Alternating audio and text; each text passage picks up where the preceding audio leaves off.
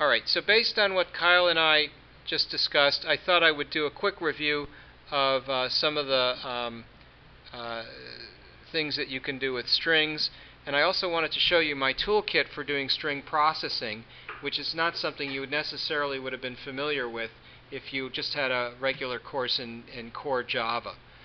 I'm going to skip the wrapper class stuff because you know about the difference between int and integer and char and character. Right? Yes. No? Yes? Yes. So I'm not going to torture you with that junk. But let me go into the string. We know strings are reference data types. Probably the least efficient thing you can do is to append strings by using the overloaded operator, the plus sign. Java is defined as much by what it leaves out in the language as what it puts in. And one of the things that it leaves out is the ability to use overloaded operators that you define. You are not allowed to define overloaded operators. However, the Java language progenitors felt at liberty to define overloaded operators. If you were a C++ programmer, you could certainly have overloaded operators. But in the world of Java, you cannot not have your own anyways. So by using plus for both adding elements and concatenating strings, they're overloading the plus operator and giving it two roles. In this case, the role that they're giving it is the role of taking two immutable objects string and replacing it and creating another immutable object string. And so what that means is you're dealing with what I would call new instancing in a casual fashion, and it becomes terribly inefficient. The cost of creating a new instance is as great in Java as the cost of allocating memory off the heap in C. In other words, it costs as much to make a new instance of a class in Java as it does to do a malloc in C. And malloc is a terribly expensive thing.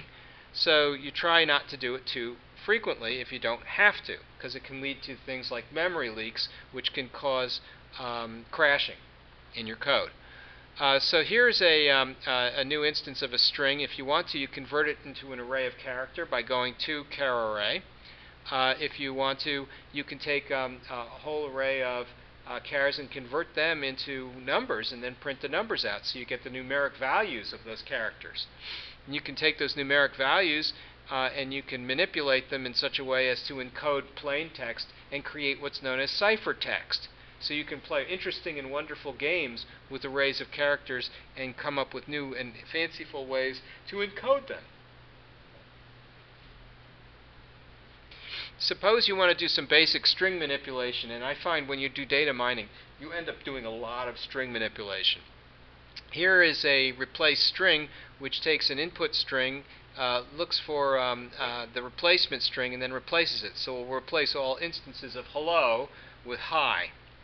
So this is kind of like the hello world of string replacement. How would you do it?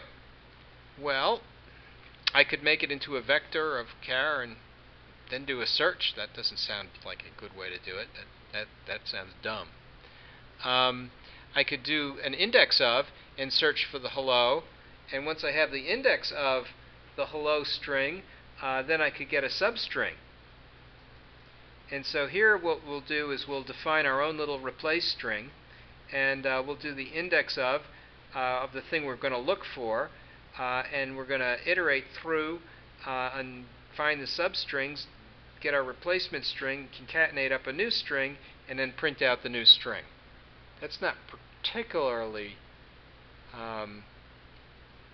inefficient. It's not an array of char anyway. Could be better. Substring. Does everybody understand what substrings do? Start at location 0, end at location I. Location I is the index of result when you look for the look for string.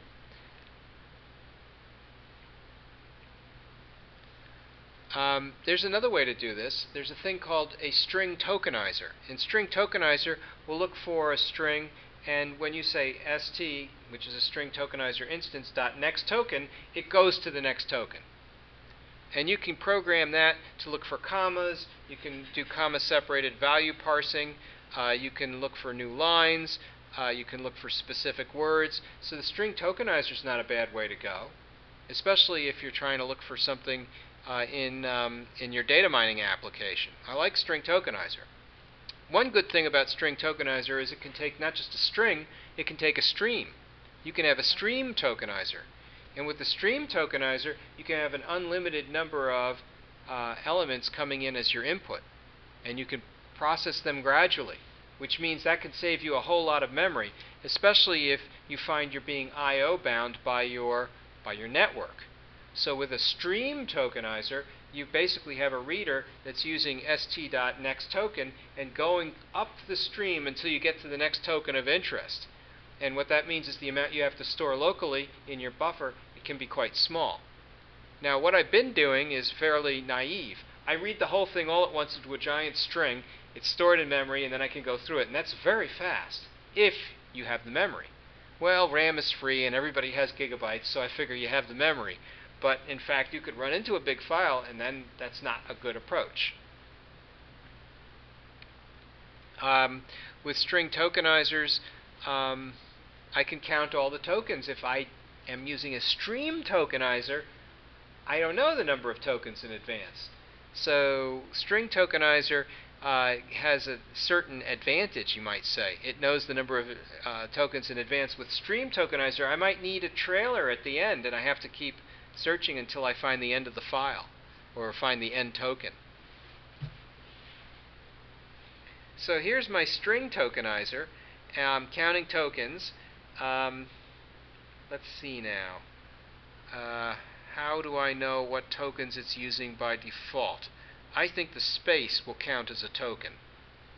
So it's going to say something like hello, carriage return, hi, carriage return, this carriage return, is carriage return, a carriage return, test carriage return.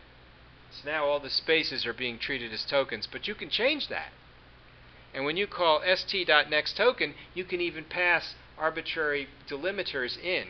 So if you want to start to parse on commas and ignore spaces, you could do that. So now I've got a comma in there. And now if I say, here's hi this, should hi this, which is hi space this, be a single token? Or should that be two tokens? Well, inferring based on what I see here, hello, hi, this is a test world.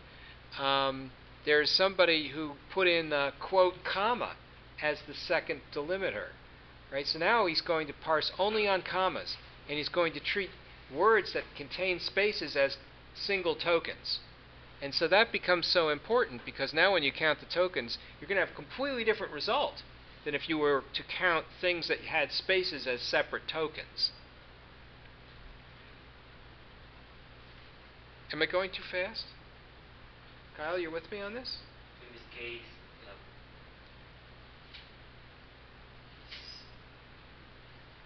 How many tokens is it? Is that what you're going to say? 7. 4. 4? Hello is a token. Hi this is just one token. So that's the second token. This is a test. I'm not including the carriage return because that's not part of the string. It just happens that's formatted for television. That's a token. And then world is another token. So that's 4 tokens, and Brian is correct. So why is hi this counted as one token? Because when you look at the way the constructor for string tokenizer was invoked, you see that the second parameter in the constructor is the delimiter comma. And what it's telling the string tokenizer is just parse on commas. So when it prints out, it won't print the commas, but it will. It's almost as though you have an array of tokens where each array element is delimited by the comma. What do you think of that? Okay? Yeah? You want to try an example? All right. So let's do a quick example and see what we can do with string tokenizers. No.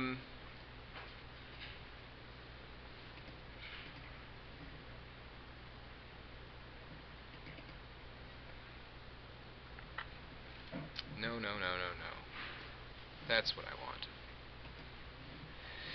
Okay, so let's turn this into something more relevant to the class. Suppose we have Kyle and then we have Alfredo, and then we have space hello world. Okay. When we print it out using a string tokenizer that delimits only on a comma, what will it do? How many tokens do we have? 2, right? Because we told it. Now suppose you said comma space. Now how many tokens do we have? There's Kyle, there's the Alfredo, space, hello, because space is now counted. I inserted a space as part of the second. This is the list of delimiters. So you can have a limited amount of delimiters? Oh yeah. Oh. Delimiter string, he says the characters in the delim argument are the delimiters for separating tokens. Delimiter characters themselves will not be treated as tokens. No. So this should give me something other than 2. What is it? 4 tokens. So it's thinking there's comma or space. Yeah, in this one it's using comma or string. Oh. And if I put in a semicolon and put the semicolon in there as well, then it should be able to recognize hello semicolon world. And it does. But if I remove the semicolon, then it'll treat hello semicolon world as a single token. And it does. Yes, sir. How do we look for combinations of characters? Can we do that? Like look specifically for a comma space, for example, in succession to parse. If you want comma space to be the 2 delimiters, this may not be the right thing for you. Because what he's doing here in this case is he's removing the comma and the space, because the delimiters are not output as tokens. That's an explicit behavior, right? That's part of the spec. That's the contract. It says delimiters are not tokens. So if you want comma and space in the output, it won't be there. And if you want, comma space to be the delimiter all by itself, because it's a 2-letter combination, that ain't going to do that either. That's not what that's for. Now you might be doing something more like the regular expressions, or another way to do it is leave the spaces, tokenize on the commas. You want to preserve those commas. If you were looking for something like comma semicolon, then you could say if you've got a token coming through, has more tokens, you could introduce a variable in here using refactoring, extract variable. Here's token x, and now what you can say is if x dot contains, and now if you're looking for something like I guess I need a quote, contains semicolon, then print out the thing you're looking for. Alt. Yeah. Let's see if this runs. Yeah. So now he's got semicolon world in there because it contains the semicolon. So the comma must have been there because he's parsing on commas, but he's only going to print out the token if it's leading with the comma and a semicolon. So you use a little ad hoc string manipulation, and now you've got a lot more power if you want to look for those combinations. Was there a question? Yes, sir.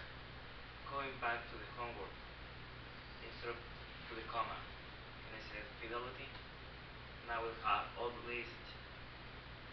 Sure. Right. Right. Yeah. You want to search for. No, I'm trying to make the relationship. If it contains fidelity, like that. The string tokenizer only looks for single delimiters. It's not looking for whole strings. And it's not looking for two-letter combinations like Brian was asking. That's why I said, you have to do a contains or has a, if it contains fidelity in the row, for example, maybe that's some indicator that this is going to start off with a name of a select portfolio. If it contains fidelity and it contains select, or it contains fidelity and it contains select and it contains portfolio, then you can know the name is in there somewhere in terms of the kind of select portfolio it contains. So a couple of things you might look for when you're looking for a fidelity select portfolio, right? Because it always says something like fidelity select gold portfolio or fidelity select computer portfolio. They have a very consistent naming convention.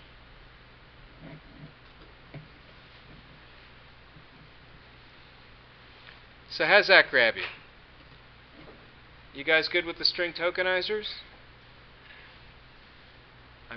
You're all so quiet. Rody, you got a question? You're good. Oh, that's the thumbs up.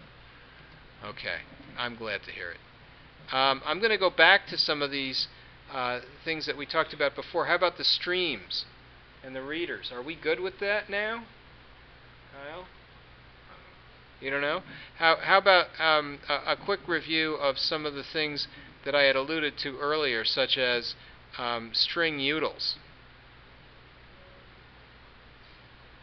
I got a. Was that a no? Could you see again? You want to see this again? No.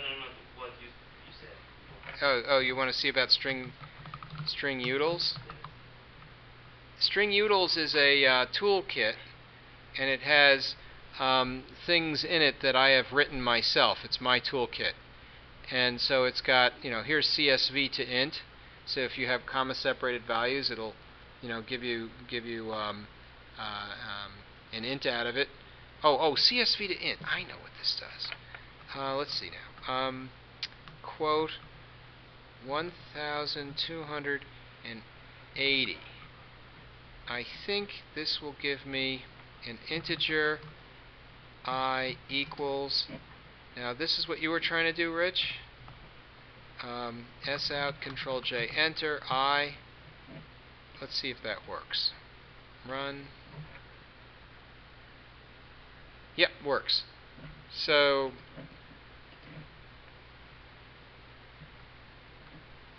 why is it doing that? Stop it.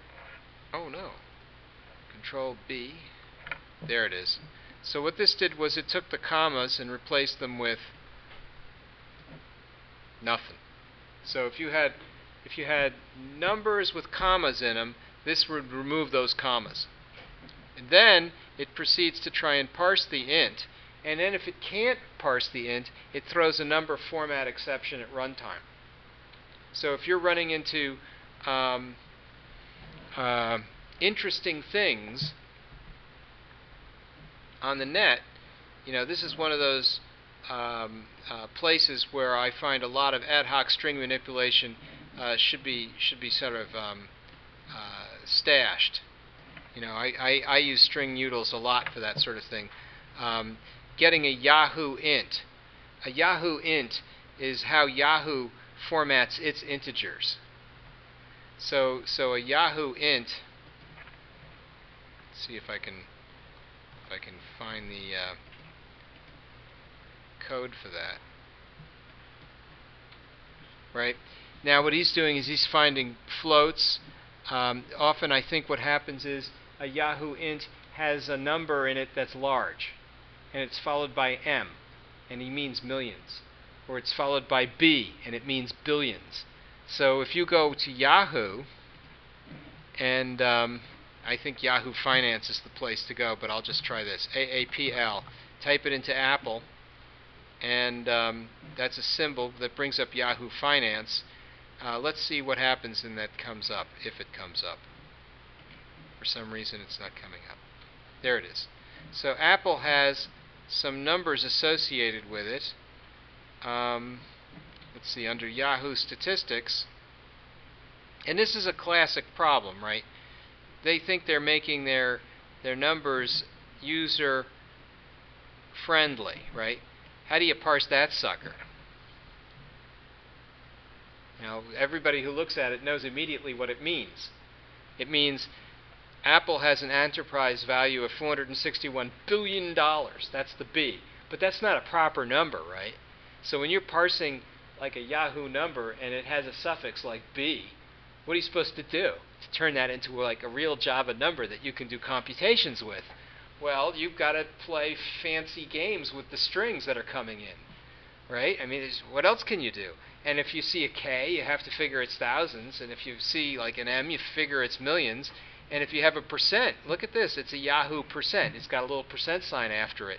So you've got to learn to parse that one too. So string utils has means of parsing all this stuff.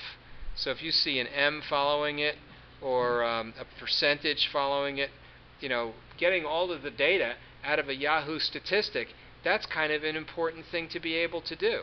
So I have mechanisms whereby you can go into Yahoo Finance and extract all that data. And that's, you know, why do we care? Because it's live data, it's a dynamic HTML data structure, and we want to be able to do computations with it, you see.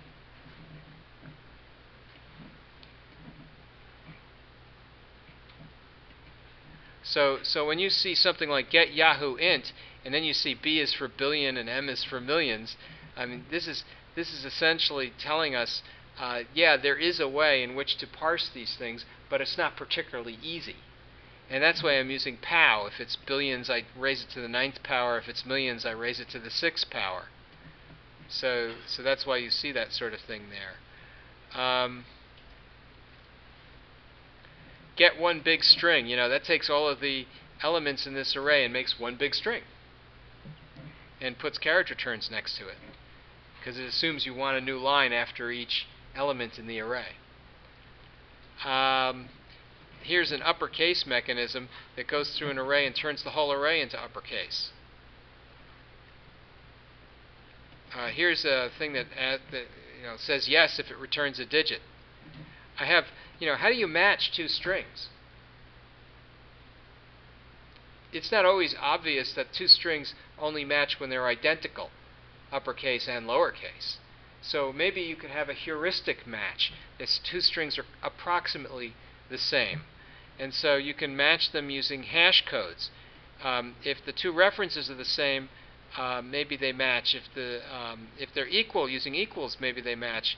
If you convert them both to uppercase and they both are uppercase, maybe they'll match. So a heuristic match can try and create what's called an approximate match. A lot of times when you find money on the web, getting the money means taking the $ and splitting. I don't know if you guys have tried this, but if you have a string, you can do a split. And split will, in general, return an element based on the index, very similar to what you might think of in...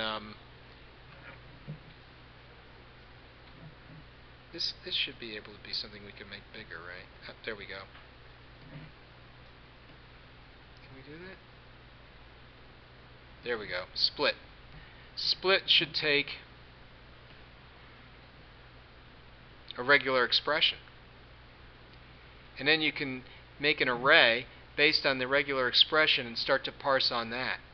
So what that means is if you can have some sort of wildcard like you were using before, Rich, you could make an array around the wildcards. You could say, let's say, here's a string with comma-separated values. You could split based on the comma. And then you have an array of elements, each one of which had been prior to that separated out with commas. So let's try that. I mean, it sounds like something that might be just generally useful. All right, so we'll do a little example in here.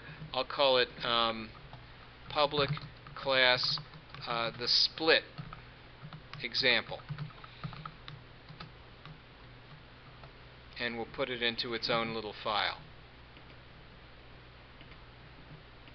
And I'll just say PSVM, Control J, Enter, and then what I'll do is I'll create some string data. So here's a string S, which is equal to quote this comma is comma a comma test of split. Now let's assume I want an array. What I'll do here is I'll make another array.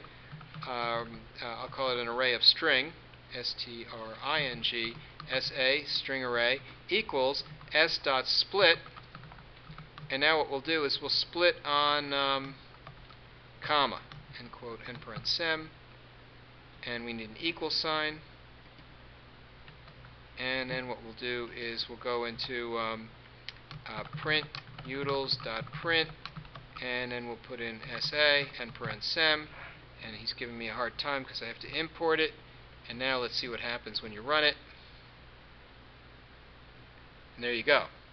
So now instead of a string tokenizer, all I did was a split. But the split can use an arbitrary regular expression, which is far more powerful than a simple string tokenizer. And so that is a convenient way to go through and grab out elements. You could split on whatever you like. Comma separated values I use as an example because I see it all the time. When you save it from Excel, you can save a CSV. So you get that all the time.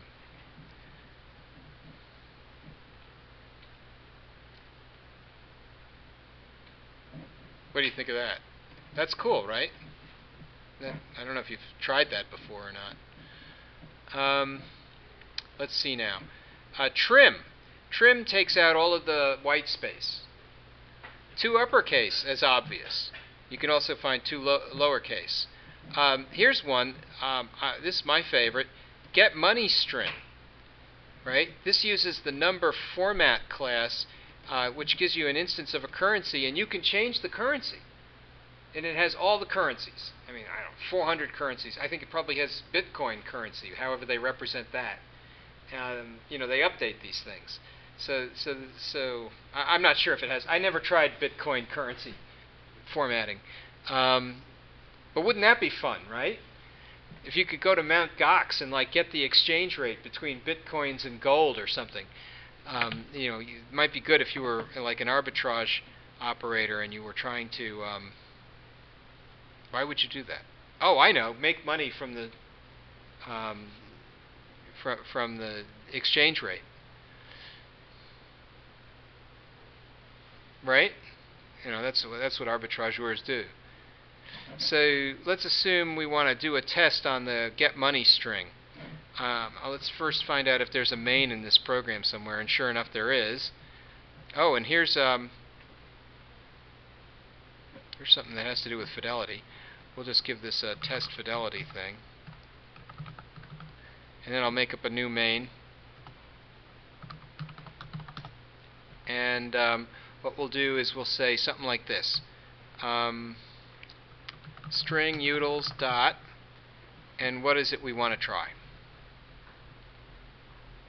Get currency, or get money string. There it is, get money string. And so the money we're going to get is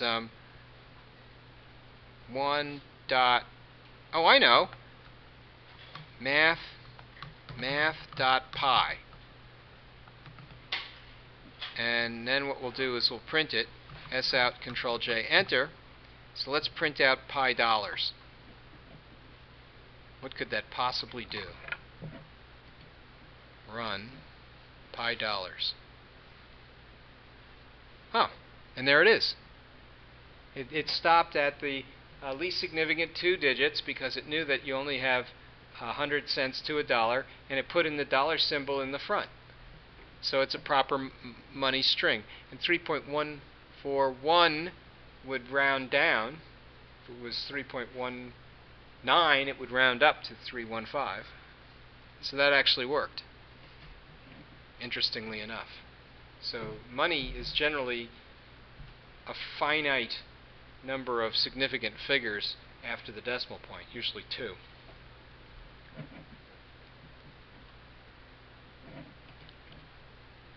Yeah, that's kind of fun, actually. What else can we try?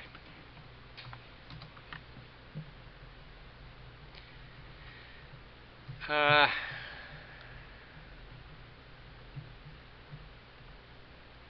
get all the objects that contain. So I could have a list of objects, and if there's a string I'm looking for, it'll return only those objects which contain that string. So that's like a big filter. Here's a round. It'll round out. Let's see, what else can we try?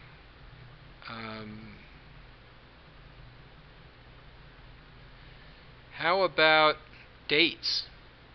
Dates are very interesting. Right? How do I get a new instance of a Java util date when somebody says 8/1/94? How does that work? Right? Dates.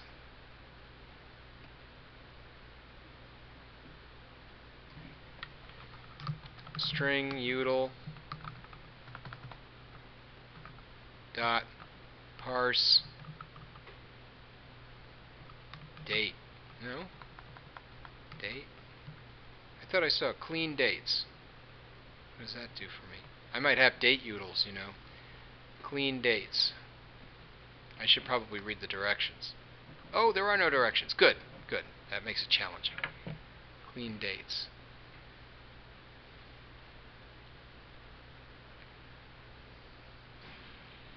That's too specific to be useful to anyone, I think. That may be the case for some of these things.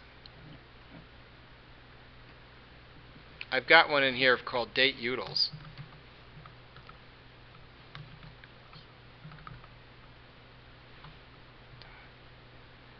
I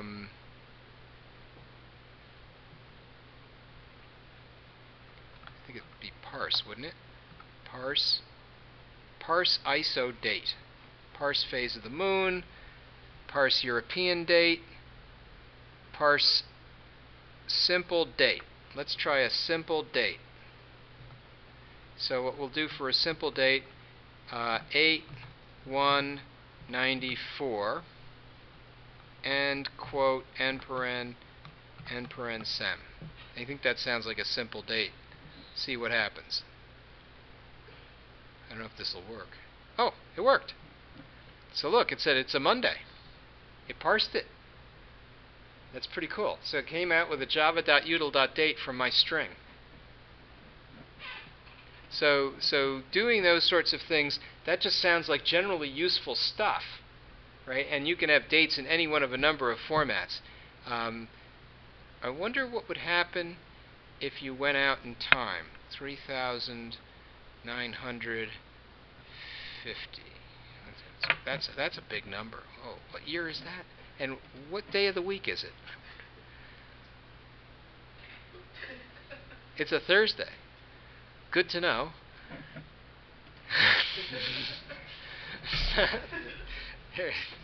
So then, yeah. Well, you know what happens at some point after about 10 billion years, the sun's corona engulfs the Earth, and all of my books go out of print. Something to look forward to. Actually, that happens much sooner. I think they're already out of print. So yeah, get simple date. How does that work? I mean, that sounds like a real interesting formatting thing. What you find in my date utils is examples of how to use the Java date packages for string manipulations. So this is what I'm calling a simple date format, but you can define your formats any way you want to. There's my European date format. I don't know if you noticed that Europeans have the year, and then the month, and then the day, whereas Americans do month, day, year. So Europeans have it kind of backwards relative to Americans. So, huh? It's annoying, yeah. It really pisses me off. Can't they get it straight? I mean, can't we all just get along? I don't care, as long as it's consistent. Well, there's no consistency, so there. Deal with it. So there's a European time format as well, which is year, month, day, and then I think it says hours, and then minutes and seconds. I mean, why? If they're going to get years first, it shouldn't. Maybe we should all do years first. because they do hours, minutes, seconds, right? That makes sense. Hours, minutes, seconds. And so they do years, months, days. Then hours, minutes, seconds. Makes perfect sense. But Americans have it backwards. And then They do year last. they do year last. Yeah, they just do month. They But do the day month and is then- first. They They- do day and then month. So then it's month, No, day, month. day, month, year. Okay, now that's totally wrong. What I mean, That's what they do. well, I don't wish to be overly critical. They do what they. I mean, you know, they do this also in Latin languages, right? Yeah. Like they say Los Estados Unidos instead of it's the United States. It's the States United or something. Yeah. I think they have it right in China. The Chinese, it's year, month, day. It's not. Oh. I just agree with her. Okay. Well, I don't think it's a matter of debate. I mean, it's just one of those things you Google, right? So there's a thing called the ISO, the International Standards Organization, and they sit around all day and figure out what the standard should be for certain things, and they give it a fancy number. And the ISO 8601 pattern for date and time is important because if you go out to the NIST, the National Institute for Standards and Time, they have a web-based atomic clock, and it's based in cesium atom vibrations, so it's quite accurate. And you can go out to the web and gain access to that, and then you have to parse what comes back, and it's in an ISO standard. So when you're trying to write a Java program that checks NIST time, then you want to be able to parse that time. And that is a very interesting anecdote because it leads to an interesting network programming exercise, which is to go out to NIST and get the time. And in fact, if you're into reading the book, there's an example of exactly how to do that. In fact, I should be able to find it easily if I just do a search in the find in path, and I look for NIST, whole project. Oh my gosh, it's all over the place. And here it is, the daytime client. And so here's NIST, and one of the things we see when we go out using TCP/IP, that is our stream-based internet protocol, we find that different services on machines are in what are called different ports. So we connect to a machine using what's known as a fully qualified domain name.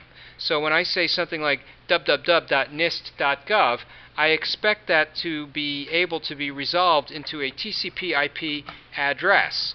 And I use a domain name service, www.nist.gov, and what it does is it resolves the fully qualified domain name into a proper IP address, 129.6.13.54. Now they may not want to ping, but at least I can gain access to the machine. Moreover, if you have Telnet, which I do not, you would be able to Telnet to port 13. I think on the Macs you'll have it. And then on port 13, what you do is you say telnet www.nist.gov space 13, and then it will respond with the time. Now the question of where telnet might be on my machine, if I have it, is another matter. Oh, I have telnet in Java. That's good. I have a telnet in Java, but I don't have it in... Doesn't Windows come with telnet? It used to. That must be a Windows 7 thing. Windows XP had telnet.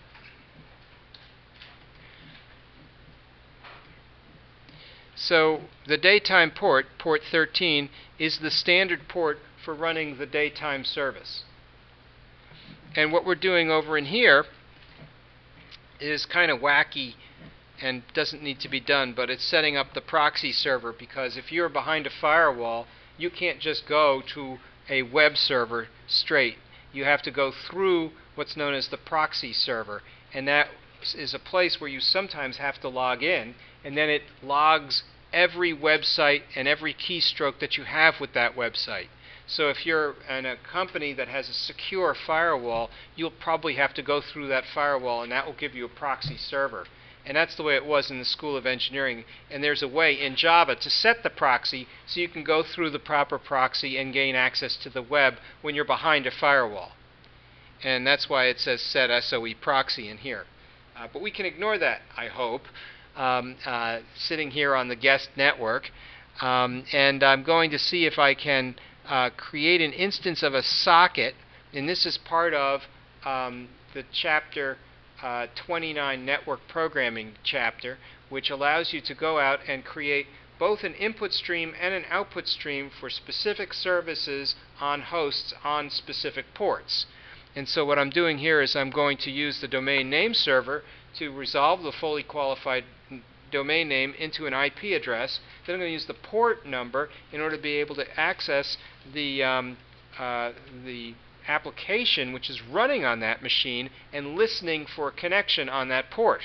Once the port comes in, it will accept the connection and then launch a thread which will service that connection and then go back and wait for another connection.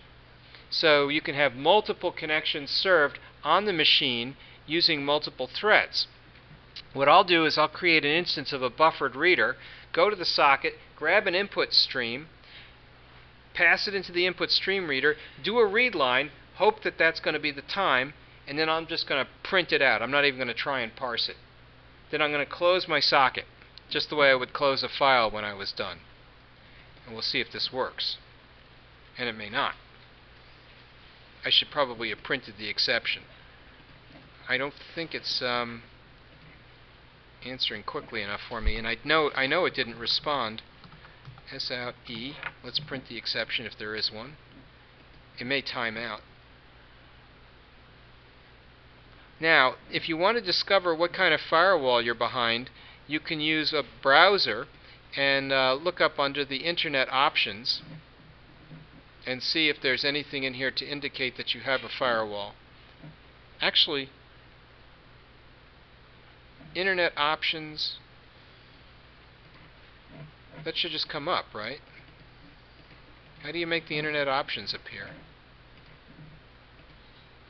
Oh, there it goes. I believe it's under Advanced, and this is something that's described in the book. If you guys happen to have a book with you, you can see it. I forgot exactly how you do this.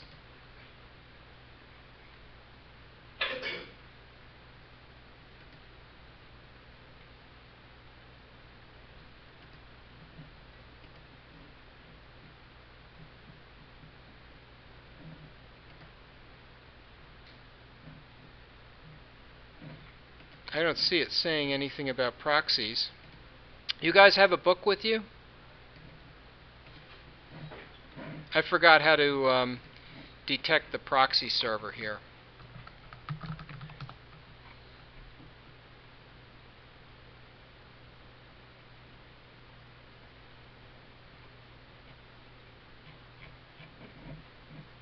Nobody has a book? Well, my connection is timing out. So what I need is a NIST day time server.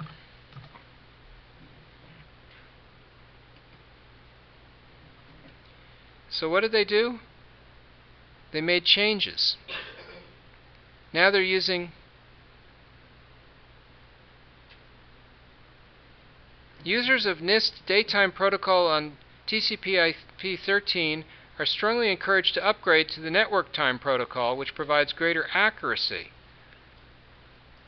We expect this version of the protocol to end near... Oh, gee, they deprecated the old daytime services. So what am I supposed to do now? I have to read the directions? That stinks. Now I have to go to port 37. I don't know the time protocol.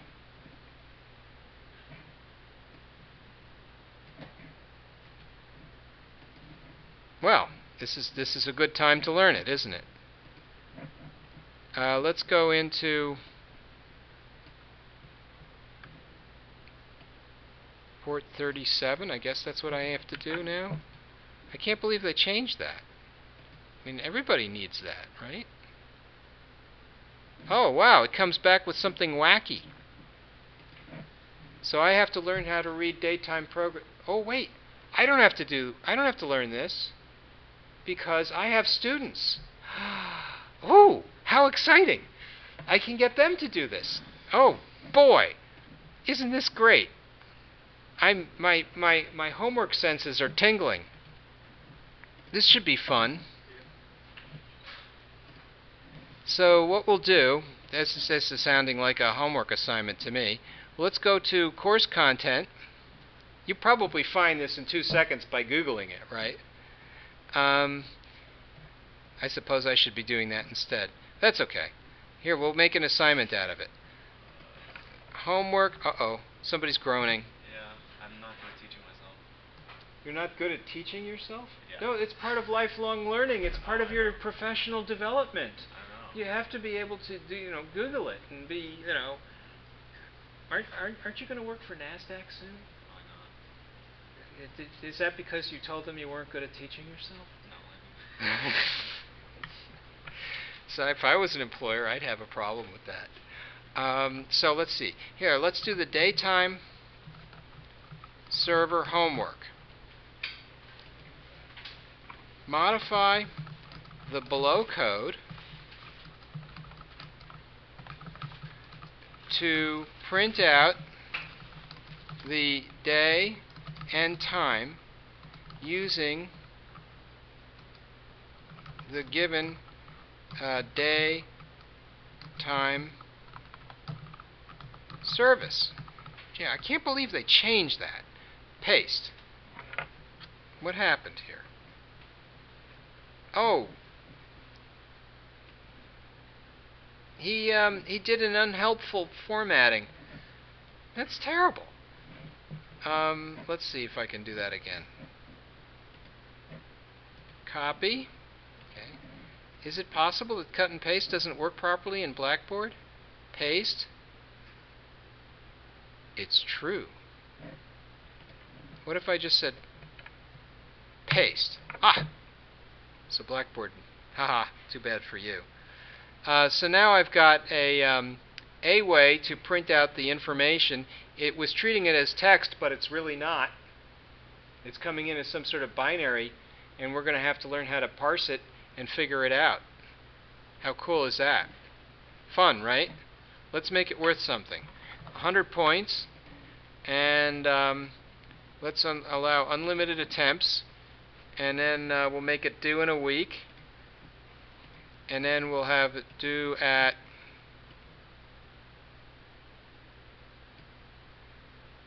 two, and then we'll... Any questions about this? No? You're all very quiet. If you ask questions, you can't leave, right? So no one will ask a question. Good strategy. So here's the daytime server homework due next week. As far as this week's homework is concerned, just to, submit what you have. Do the best you can. I understand some people had some issues with today's homework, but we certainly did have enough time to work on it, right? I mean, it was assigned quite a long time ago, and we kept giving extensions due to snow days and whatever. So I'm hoping that we'll be able to get more than just a few homeworks done this semester. Is it time for the midterm now? Oh. I know, we lost so many weeks this semester, it seems. Every 2 seconds it was like winter or something. Okay, well, I hope you guys have fun with this homework. I don't think it should be too hard, but I really don't know because I didn't do it yet. So I'll leave it to you to do it, which I think is better because I have students. Thanks a bunch. Stay warm.